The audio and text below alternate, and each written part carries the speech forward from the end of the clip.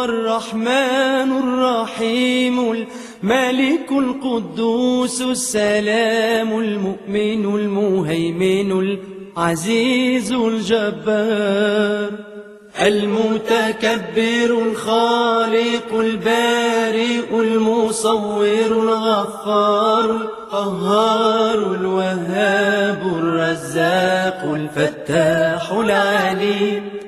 القابض الباسط الخافض الرافع المعز المذل السميع البصير الحكم العدل